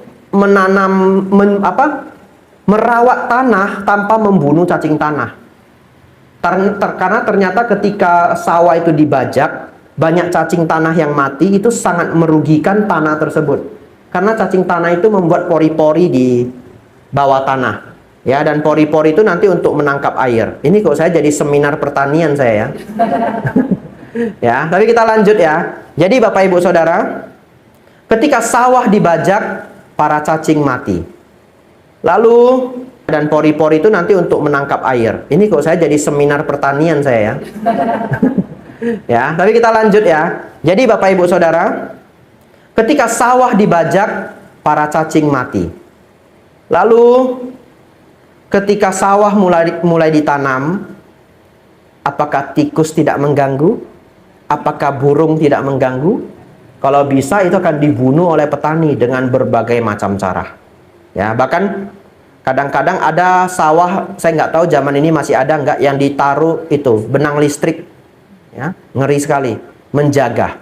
Kalau di luar negeri lebih gawat lagi, diserang sama babi hutan, diserang sama unta, diserang sama rabbit, kelinci. Jadi di luar negeri itu petaninya itu harus bawa pistol besar itu untuk nembak-nembakin babi hutan. Ya, bahkan di Australia itu satu ketika itu pakai helikopter itu ngejar babi hutan. Demi menjaga agar manusia bisa makan gandum dan nasi. Lalu serangga bagaimana? Pestisida. Kalau gitu Bapak Ibu jangan makan nasi. Nanam sendiri. Kalau ada ulat dicopotin gitu ya. Nanam sendiri. Artinya sulit sekali hidup di dunia ini benar-benar tidak melakukan pembunuhan secara tidak langsung. Saya kasih lagi. Ini mind blowing ini ya. Mind blowing itu artinya mengejutkan. Bapak Ibu misalkan sekelompok grup pecinta dhamma mengumpulkan dana, ingin membangun wihara. Terkumpullah dana yang cukup besar. Lalu Bapak Ibu beli tanah, betul? Ingin bangun wihara. Anda ingin bangun wihara, cari siapa? Kontraktor. Lalu Anda bilang, tolong ya, ini dibangun sesuai desain seperti ini. Begitu tanah itu dimasukin semen, pertanyaan saya, berapa banyak makhluk yang mati? Padahal Anda mau bangun wihara loh. Ya enggak? Enggak pernah terpikir toh? Anda tuang semen di tanah, ada nggak makhluk yang mati? Ada, mesti ada. Jangan bangun wihara dong. Nggak bisa. Oleh karena itu sangat sulit hidup di dunia ini tidak melakukan kontribusi terhadap pembunuhan secara tidak langsung. Bahkan listrik ini menggunakan PLTA, pembangkit listrik tenaga air. PLTA itu air itu masuk ke dalam mesin, itu ikan yang mati jumlahnya banyak sekali. Bapak Ibu mulai besok pakai lilin, Bapak Ibu. Ya, tidak ada lagi listrik. Oleh karena itu Sang Buddha sangat bijaksana. Beliau hanya bisa mengajarkan kita tidak melakukan pembunuhan secara langsung. Yang secara tidak langsung sangat sulit Anda abaikan. Anda tetap akan ada pembunuhan secara tidak langsung. Pakai listrik, naik mobil. Naik mobil itu kan Anda masuk ke rumput itu menggiling makhluk hidup itu. Kadang kucing tertabrak, betul ya? Ya. Terjadi pembunuhan secara tidak langsung. Ya, kembali ke topik Bapak Ibu menjawab pertanyaan Bapak ya. Biku Theravada diperbolehkan makan daging yang disertai 3 syarat. Tidak mendengar makhluk itu dibunuh untuk kita, tidak melihat makhluk itu dibunuh untuk kita, tidak mendengar makhluk itu dibunuh untuk kita, tidak curiga makhluk itu dibunuh untuk kita. Pertanyaannya, kenapa Sang Buddha tidak meminta para biku vegetarian aja? Kan kalau mau diperjuangkan kan tetap bisa. Tahu enggak alasannya Bapak Ibu? Demi berkembangnya agama Buddha. Karena biku makannya dengan cara pindapata. Sangat merepotkan kalau biku harus 100% makanannya tidak ada campur daging. Kenapa? Karena masyarakat zaman dulu ngasihnya sesendok-sesendok. Bayangkan, saya sudah dapat 8 sendok makanan. Sendok ke-9 kari ayam. Begitu dituang, nggak boleh makan, Bapak Ibu. Ya. 10 hari saja saya sudah langsing. Ya, akhirnya cara paling bijaksana, beliau mengizinkan sanjiro, daging 3 syarat. Oleh karena itu, Bapak Ibu Saudara, sejak malam hari ini, semoga Bapak Ibu mempraktekkan ya, janganlah memesan binatang yang masih hidup ya. Anda pergi ke restoran seafood ya, pesanlah makanannya yang sudah mati ya. Ya, kalau itu adalah pesanan orang, Anda ikut grup kantor, ya itu sudah di luar kontrol Anda. Tapi kalau Anda makan sendiri, Anda bawa keluarga, bukan diusahakan ya, kalau secara dharma ya harus ya, supaya kita tidak menderita. Janganlah membunuh makhluk hidup. Tidak susah kok. Anda ingin makan ayam ya, ayam yang sudah mati ya ada. Kepiting nggak ada Bante, ya kepiting asap. Kalau enggak ya daging kepiting yang sudah bungkusan ya. Tapi kepengen Bante, ya sabar ya.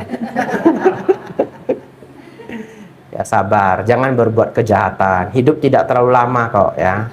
Ya, tidak makan kepiting ya bagus juga, enggak kolesterol ya. Ya, terima kasih banyak pertanyaannya ya. Boleh setelah jawab berhala ya. Tapi sebenarnya saya pernah jawab pertanyaan berhala di Tanjung Uban. Jawabannya 1 jam. Baik, saya jawab dengan sesingkat-singkatnya. Karena waktu kita tinggal 15 menit Bapak Ibu ya.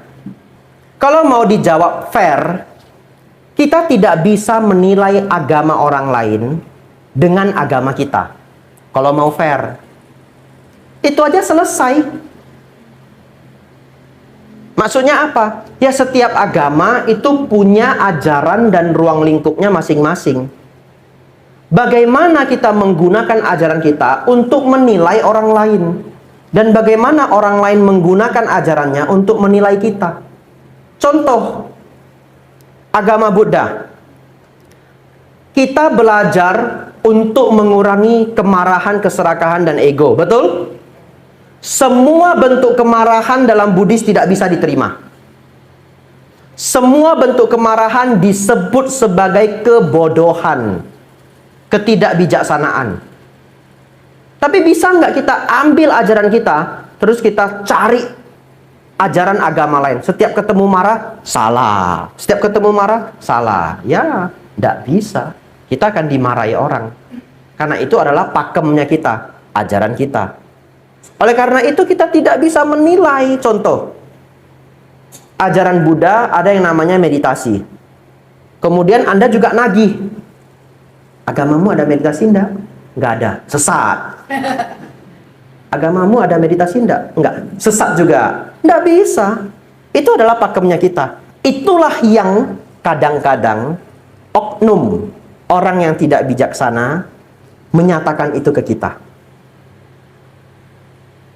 Dalam ajaran saya, contoh ya ini kan karena pertanyaan. Ajaranmu berhala, misalkan seperti itu. Iya, dalam ajaran Anda. Kenapa Anda gunakan ajaran Anda untuk menilai ajaran saya? Biarlah ajaran saya menilai ajaran saya. Kalau mau ajaran saya menilai ajaran Anda, pasti juga ada yang berbeda.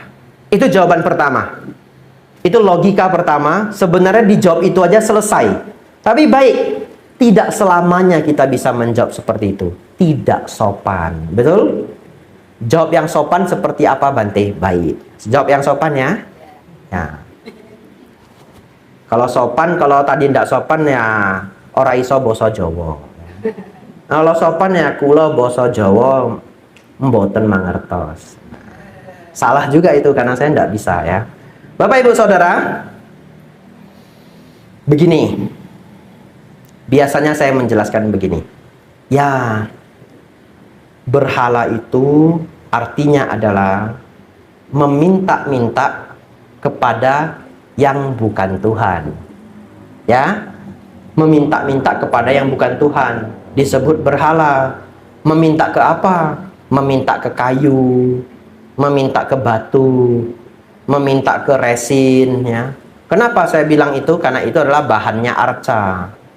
Arca kita kan terbuat dari kayu, besi, resin, ya, batu. Nah, oleh karena itu, kalau seseorang meminta-minta kepada yang bukan Tuhan di dalam ajaran lain, itu dinyatakan sebagai berhala. Bagaimana secara Buddhis? Baik, secara dharma yang sebenarnya. Kan kita nggak bisa pakai dharma yang bukan sebenarnya, betul ya? Sang Buddha mengajarkan A, bisa saja orang mempraktekkan B, C, D, dan E. Itu bukan salah Sang Buddha. Itu salah orang yang mempraktekkan ajaran. Baik, Sang Buddha tidak pernah mengajarkan kita meminta-minta kepada arca. Tidak pernah. Itu kenyataannya. Walaupun dipraktekkan oleh umat Buddha sebagian orang. Jadi sebenarnya kalau kita meminta di depan arca Sang Buddha, oh Sang Buddha minta tolong semoga toko saya laris Sang Buddha. Saya sudah ada namakan ke Batik Abijato 3 kali. Sang Buddha, modal saya sudah keluar banyak. Tolong dibalas kebaikan saya. Katanya berdana 1 kali, berbuah 10 kali lipat. Sang Buddha, saya dananya itu sudah 200.000. Minimal 2 juta Sang Buddha. Ya. Tidak boleh. Sesungguhnya tidak boleh. Beneran. Bukan tidak boleh, dalam Sang Buddha itu sangat tidak mengajar dengan melarang. Tapi beliau mengatakan tidak bermanfaat. Ya, tidak bermanfaat. Saya kasih bukti Bapak Ibu Saudara. Walaupun saya tahu ada yang tidak setuju, tidak apa-apa Anda tidak setuju sama saya, ya. Karena saya hanya mengajarkan apa yang Sang Buddha ajarkan. Saya tidak kampanye, ya. Anda tidak setuju pun tidak apa-apa. Begini Bapak Ibu Saudara. Kalau ada seorang anak SMP, SMA dah biar lebih serius, mau ujian sekolah. Terus bahannya banyak Bapak Ibu, 100 halaman. Dia punya waktu 1 minggu. Sebenarnya nggak banyak, 13 halaman sehari. Nggak ada apa-apanya itu. Betul ya? Kalau orang kuliah kedokteran lebih kejam lagi. Ya. 100 halaman seminggu itu nggak ada apa-apanya. Bisa dipelajari. Bapak Ibu Saudara, dia tidak mau belajar. Selama seminggu Bapak Ibu, dia cari 10 kelenteng yang paling sakti. Setiap hari sembahyang. Dewanya berbeda-beda. Oh dewa, semoga saya ujian nilainya bagus. Minimal 7. Sembahyang dia minta. Dewanya senang apa? Dia berdana apa? Dia dengar, dewa ini senangnya kopi. Wah, dia kasih kopi terbaik, Bapak Ibu Saudara. Ini dewa ini senangnya buah apel. Kasih buah apel. Seminggu pergi ke 10 tempat paling sakti. Tidak hanya kelenteng. Gunung, kuburan, semua datangin. Terus besok ujian. Kalau ujiannya benar-benar dijaga ketat, berapa nilai ujian dia Bapak Ibu? 0. Paling beruntung 1,5. Ya. Paling beruntung 1,5. Tidak akan bisa lulus. Bagaimana supaya lulus? Belajar.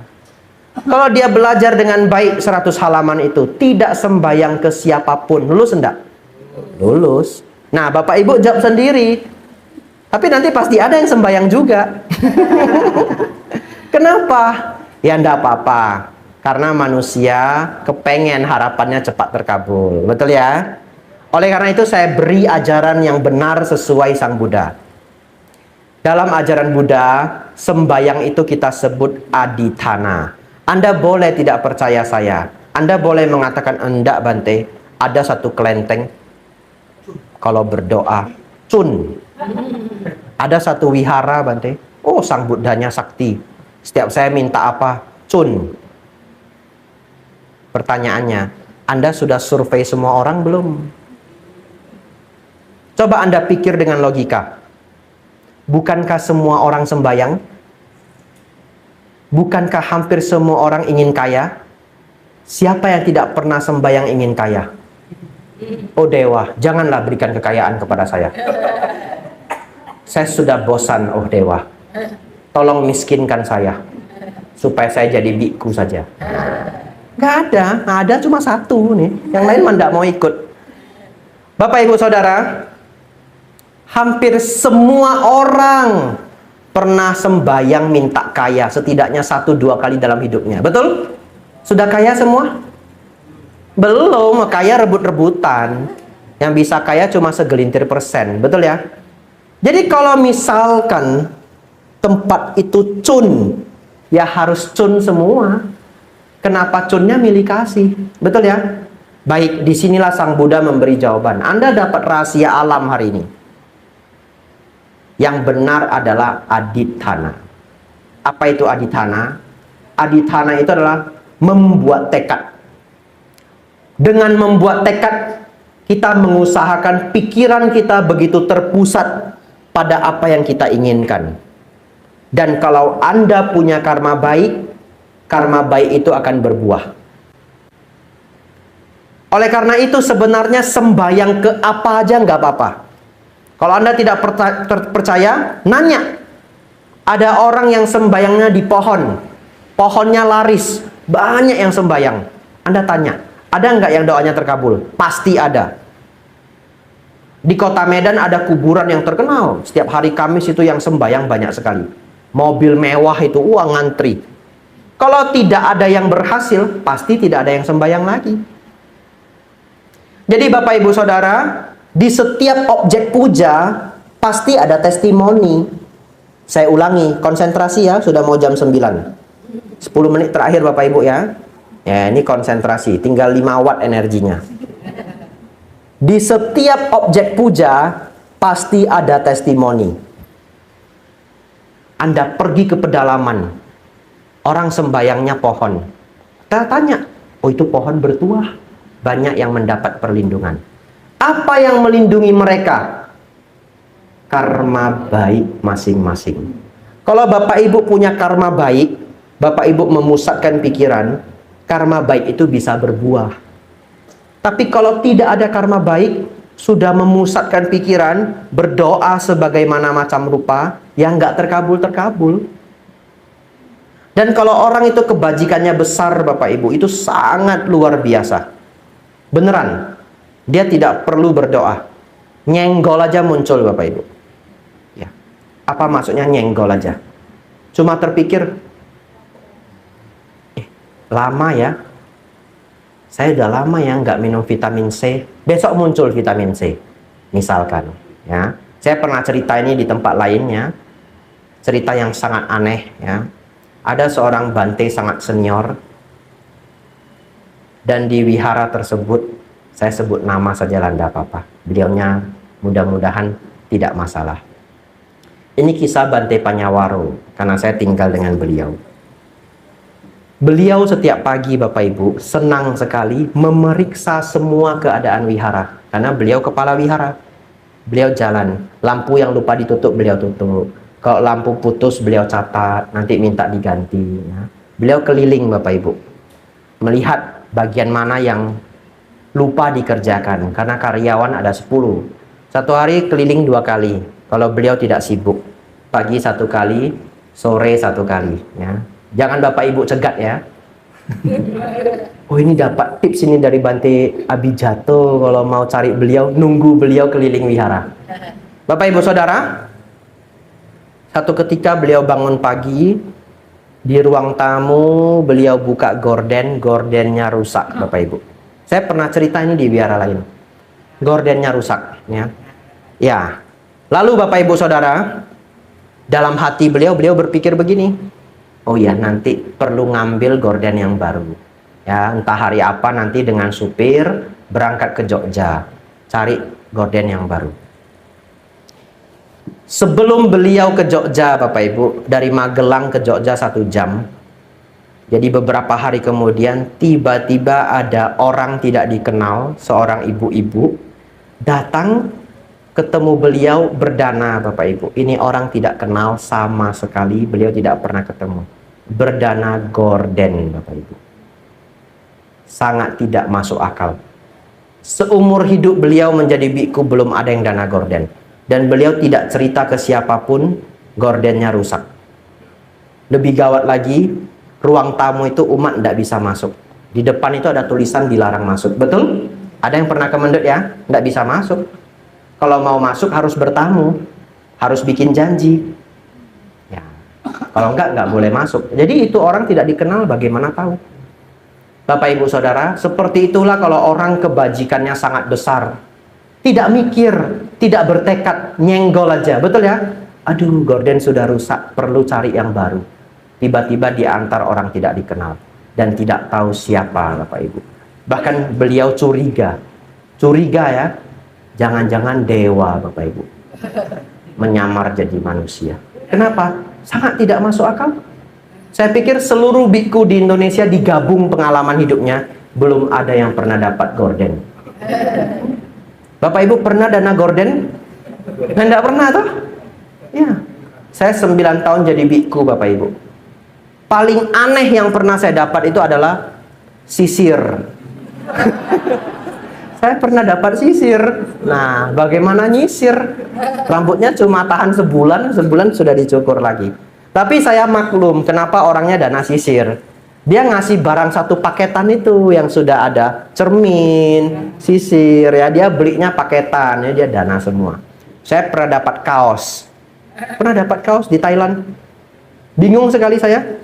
Pulang dari Pindapata, langsung saya nanya murid saya, "Tan kap, thamai ti kau thawai pen สื้อเชิ้ต nakap?" Itu ya bahasa Thainya ya. Ada subtitlenya Bapak Ibu. Yang artinya saya tanya murid saya, kenapa ya mereka kok ngasih saya pakaian?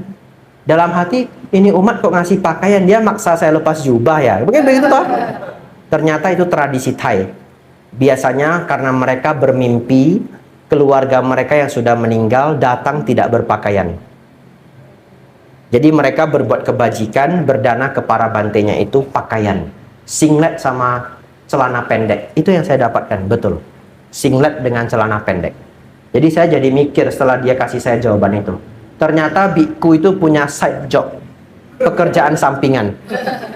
JNE antar alam Bapak Ibu. Nah ini kasih saya kaos ini, suruh ngantar ke makhluknya. Ya, tapi maksud mereka berbuat kebajikan, semoga yang meninggal dapat jasa. Ya, setelah itu punya karma baik bisa dapat pakaian. Tapi itu tidak salah, cuma tidak komplit. Yang benar ya harusnya dia berdana jubah, kaos itu bikunya ndak bisa pakai ya. Baik Bapak Ibu Saudara, jam 9 sudah ya. Konsentrasi Bapak Ibu sudah tinggal 25%. Saya masih belum jawab yang berhala. Tutup dengan pertanyaan berhala ya. Bagaimana jawab dengan sopan ya. Baik, yang jawab dengan sopan itu begini. Beritahu teman kita yang dari agama lain, dalam ajaran Buddha, kita tidak diajarkan untuk meminta-minta kepada arca. Tidak. Kami sembahyang kepada arca itu alasannya begini. Baik. Setiap dulu ya, sekarang sudah jarang karena saya sering pembinaan di luar. Kalau dulu Bapak Ibu, setiap seminggu 2 minggu sekali selalu ada kunjungan ke Wihara Mendut dari mahasiswa. Salah satunya mahasiswa perbandingan agama ya, atau dari pesantren bahkan dari gereja. Lalu mereka juga sering bertanya mengenai ini. Kok umat Buddha sembahyang patung? Gitu ya. Lalu saya akan jawab seperti ini Bapak Ibu. Bapak Ibu hafal ya. Saya tanya begini. Pak, Bu, Mas, saya mau tanya. Pernah enggak upacara bendera? Pernah. Baik. Ketika upacara bendera, kita memberi hormat kepada bendera merah putih. Betul ya? Pertanyaan saya. Yang dihormati itu kainnya atau tiangnya?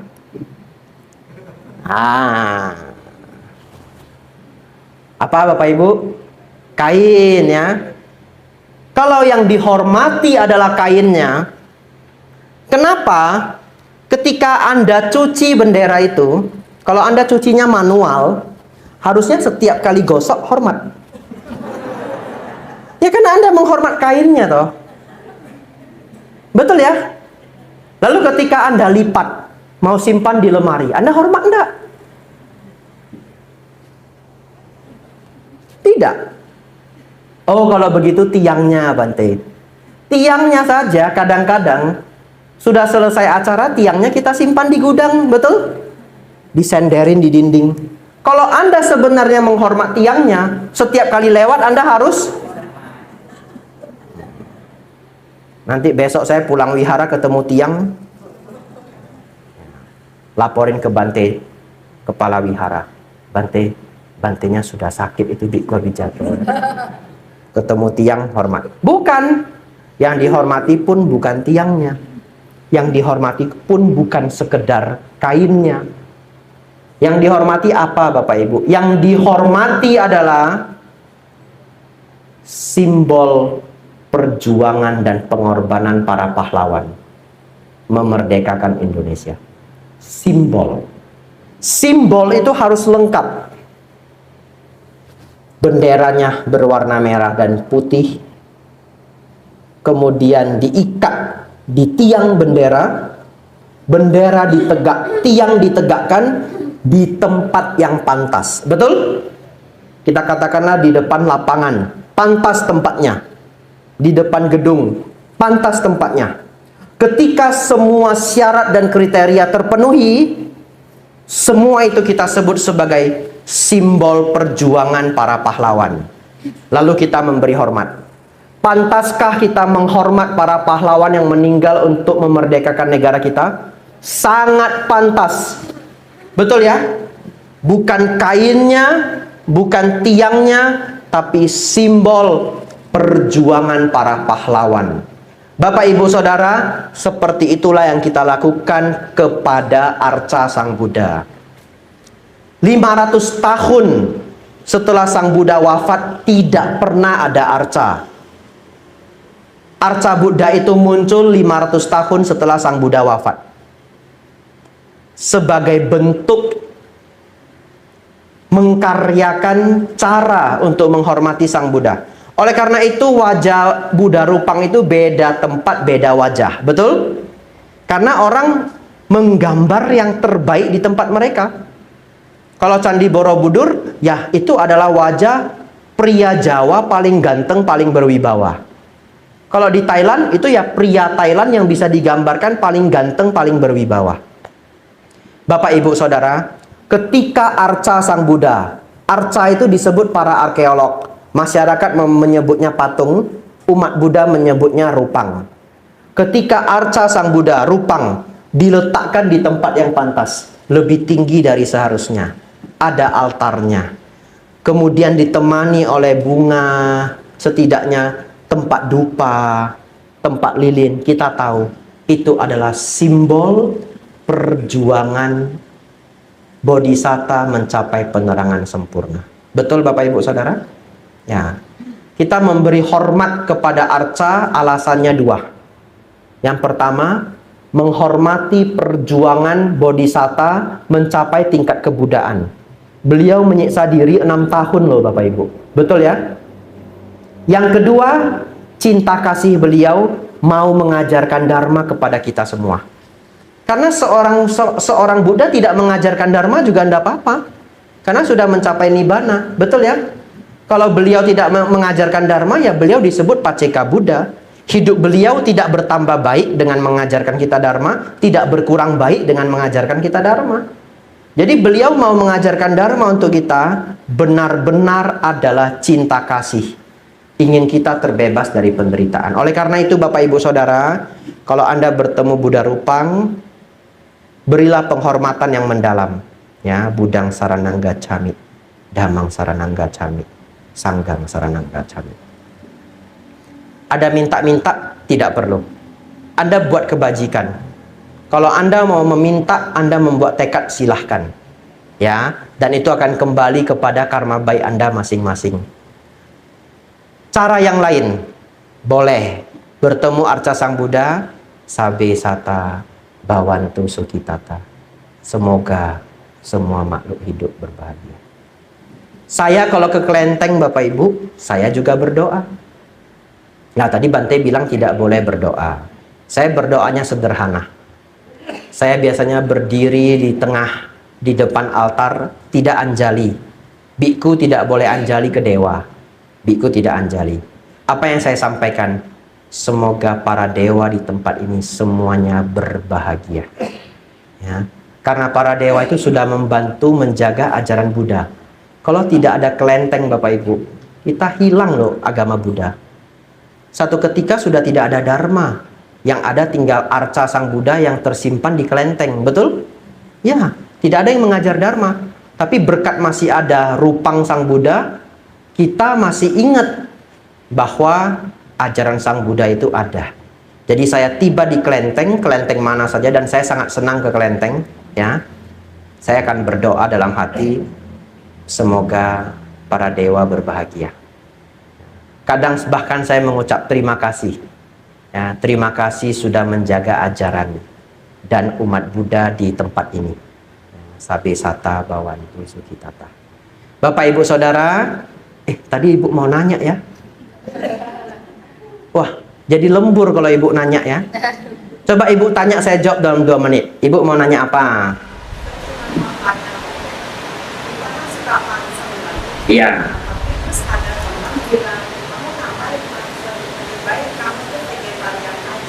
Iya.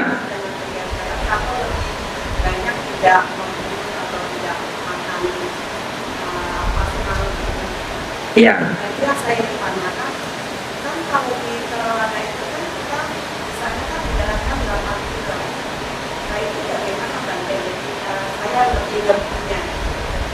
Baik. 2 menit ya, pas 12 itu ya. Nah, begini, Ibu jawab saja.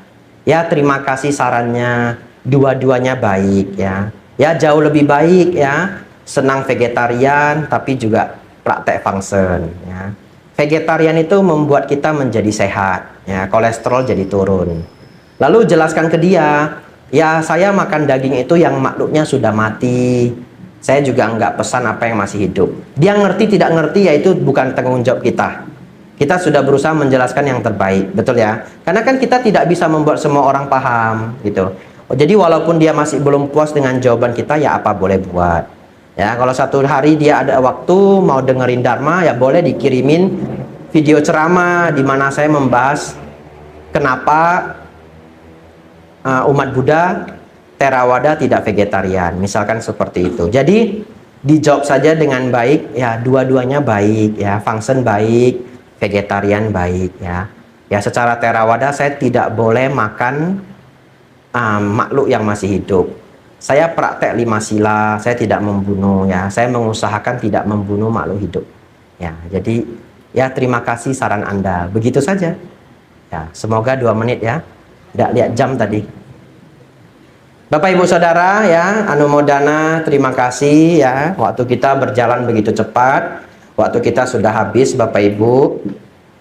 Semoga apa yang Bapak Ibu pelajari malam hari ini membawa manfaat besar untuk Bapak Ibu semuanya. Semoga Bapak Ibu semakin maju dalam dhamma, maju dalam kehidupan. Sabbe sata bawantu sukhitata. Semoga semua makhluk hidup berbahagia. Salam.